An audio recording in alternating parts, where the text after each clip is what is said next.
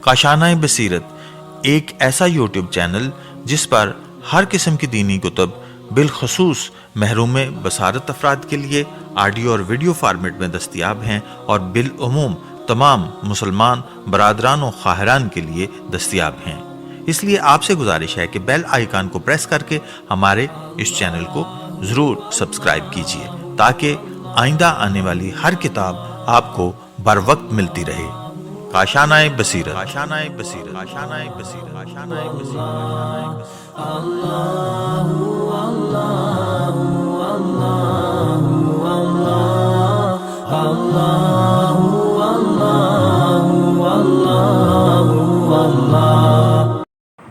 کوفے کے فرعون نما حاکم کو بنت علی کا نخوت ربا اور ہمت شکن جواب۔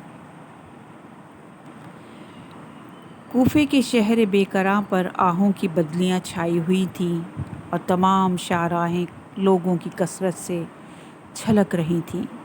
حد خیال تک آدمی ہی آدمی، مگر جسے دیکھو رنگ اڑا ہوا، منہ کھلا ہوا، آنکھیں ڈبڈبائی ہوئی، پھر دیکھتے ہی دیکھتے سوگوار مجمع کی ہچکیاں بند گئیں۔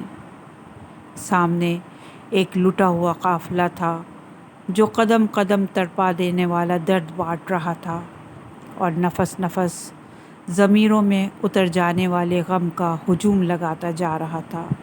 دوسری جانب قصر ریاست میں دمشق کی سلطنت کا جفا پیشہ نمائندہ خوشی کے مارے جھوم رہا تھا اور اس کے کہنے پر سارے درباری نام نہاد کامیابی کا جشن منا رہے تھے۔ کج نہاد حاکم چاہ رہا تھا کہ اپنے مصنوعی جاہ و جلال اور جھوٹی مسرتوں کا میلہ لگا کر ان قیدیوں کو جو سچائی کا کانٹوں بھرا راستہ طے کر کے ایک پورا مقتل اٹھائے چل رہے ہیں، کچھ اور دکھ دے دے، تھوڑی اور اذیت پہنچا دے تاکہ ان کے اعصاب کی رہی سہی طاقت بھی ختم ہو جائے۔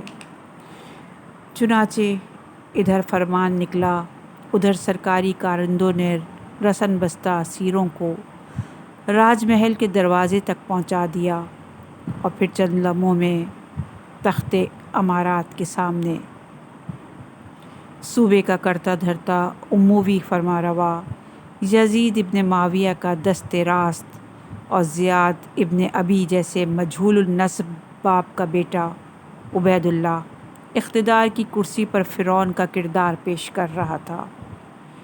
علاقے کی مشہور ہستیاں، حکومت کے پسندیدہ اشخاص، فوج اور انتظامیہ کے بڑے بڑے عہدیدار آنے والے قیدیوں کو دم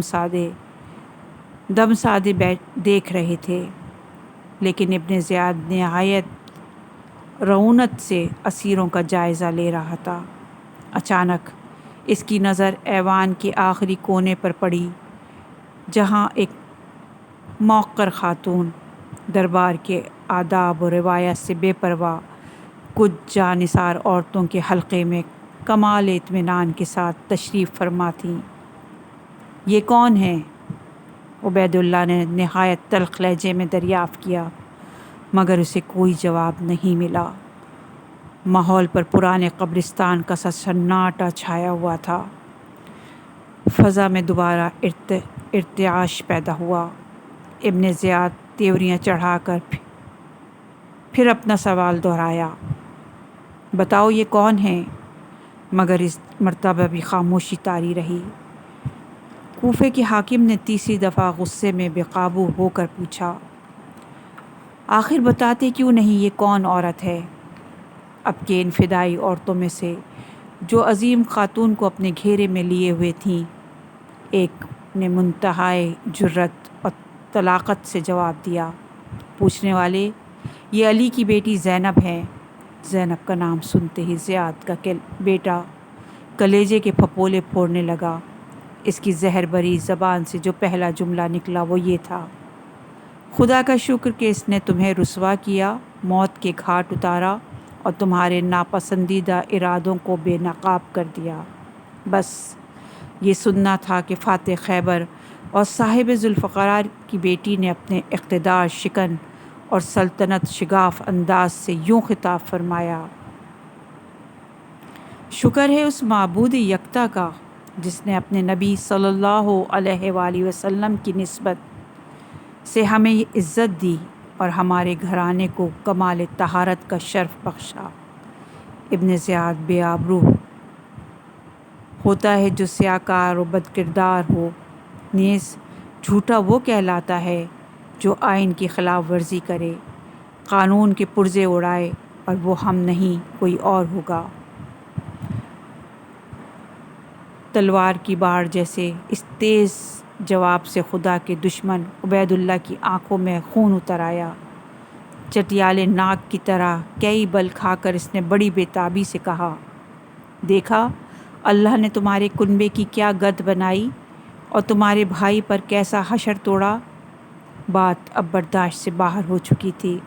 اقتدار و نظریات کی کھلی توہین، اس کے علاوہ ابن زیاد انتہائی شقاوت کے ساتھ عقیلہ بنی ہاشم کی طہارت نسب، تقدس مآب خاندان اور زینب کے فخر کائنات، عزیز اور شہید بھائی کے بارے میں عرضہ سرائی کر رہا تھا۔ بنا امری ثانیہ زہرا کے تیور بدلے اور معلوم ہوا کہ برق اور آتش کا ایک چشمہ تھا جو ابل پڑا۔ ارشاد ہوا، ہم نے ہمیشہ اچھائی دیکھی، ہاں خاندان رسالت کا رتبہ اتنا اونچا ہے کہ انہیں شہادت جیسی نعمت نصیب ہوئی۔ خدا نے جو چاہا وہ انہوں نے کر دکھایا۔ یہ قتل گاہ سے گزرے اور گنج شہیدہ میں محو آرام ہو گئے، مگر یاد رکھنا پسر زیاد، وہ جو سب کا داد رس ہے، آخری فیصلے کے لیے وہ بہت جلد تجھے اور انہیں اپنی عدالت میں طلب کرنے والا ہے، اور جب آمنا سامنا ہوگا تب دیکھنا مظلوم کی فریاد کیا رنگ لاتی ہے اور خون ناحق کیا اثر دکھاتا ہے۔ مر جانا کی جائے، تیری ماں کی کوکھ اجڑے اور تیرا سوگ منائے۔ سن، ہاں سن، داور محشر جس دن انصاف کرے گا، اس دن تجھے پتہ چلے گا کہ کون جیتا اور کون ہارا۔ کربلا کی پاسبان اور حسینیت کی نگہباں نے کوفے کے فرمانروا کو رد کرنے میں جو دلیری دکھائی اور اسے نیچا دکھانے میں جس بے جگری سے کام لیا، وہ شجاعت اور شہامت کی تاریخ میں ایک انوکھی مثال ہے۔ امید کے خلاف بھڑکتے ہوئے شعلوں کے پے در پہ ہجوم اور توقع کے برعکس لپکتے ہوئے کوندوں کی لگاتار روش سے ابن زیاد ہکا بکا رہ گیا۔ یوں لگ رہا تھا جیسے پاؤں تلے سے زمین نکل گئی ہو۔ اس میں سکت نہیں رہی، غرور ٹوٹ گیا، اس کی سیاست جواب دے گئی اور ریاست زلزلوں کی زد میں آ گئی۔ احساس کمتری کے بوجھ سے اس کے اعصاب جواب دے گئے تھے، کوئی جواب نہیں بن پڑ رہا تھا۔ بالآخر کھسیان پن مٹانے کے لیے ظالم نے اپنی زبان کھولی تو اس عنوان سے، تمہارے سرکش بھائی اور خاندان کے دوسرے باغی افراد کے قتل سے خدا نے میرا کلیجہ ٹھنڈا کر دیا۔ خاتم المرسلین کی نواسی نے چشم خونبار سے ماحول پر ایک نظر ڈالی، صورتحال کا جائزہ لیا اور پھر کمال تمکنت سے ارشاد فرمایا، ابن زیاد، تو نے ہمارے بڑوں کو تہ تیغ کیا، ہمارے سایہ دار شجر کی شاخیں کاٹ دیں، ہمارے پھولے پھلے درخت کو جڑ سے نکال ڈالا۔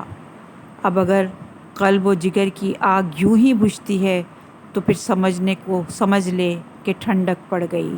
لیکن تاریخ بتاتی ہے کہ ابن زیاد کو اس کے بعد کبھی آرام نصیب نہیں ہوا۔ اس کے لیے کربلا کے نمائندے قافلے کی ترجمان حضرت زینب علیہ السلام نے اسلامی فکر اور انسانی ضمیر کو کچھ اس طرح جگا دیا تھا کہ یہ بیداری ایک باقاعدہ تحریک بن گئی اور کوفے سے لے کر شام تک تمام راج محلوں اور سارے شبستانوں کے چراغ گل ہوتے نظر آنے لگے۔ یہ عقیلہ بنی ہاشم ہی کی تقریروں اور مکالموں کا اثر تھا جو صحابی رسول عبداللہ ابن عفیف ازدی بھرے دربار میں سراپا احتجاج بن گئے۔ اسی طرح خاندان غامد اور بنو وائلہ کے بعض جیالے بھی حکومت کے خلاف سرگرم عمل ہو گئے، اور پھر یہ بات اتنی عام ہوئی کہ گھر گھر بغاوت کے پرچم لہرانے لگے اور جگہ جگہ شہر آشوب کی سی کیفیت پیدا ہو گئی۔ بڑے بڑے فوجی افسر استعفیٰ دینے لگے۔ شہر کے معزز باشندوں نے کوفے میں رہنا چھوڑ دیا، اور دیکھتے ہی دیکھتے زنجیریں ٹوٹنے لگیں اور زندان کے دروازے کھلنا شروع ہو گئے۔ ان حالات پر تبصرہ کرتے ہوئے الامامہ اور سیاسہ کے مؤلف ابن قتیبہ لکھتے ہیں کہ عبید اللہ ابن زیاد کو یہ برا وقت بھی دیکھنا پڑا کہ بصرے جیسے شہر میں جب وہ تقریر کرنے کھڑا ہوتا تھا تو عوام اس پر اینٹوں اور پتھروں کا مے برساتے تھے۔ اسی کو اہل جہاں انقلاب کہتے ہیں۔ حسین، پیارا رہے تیرا نام، زینب، اونچا رہے تیرا کام۔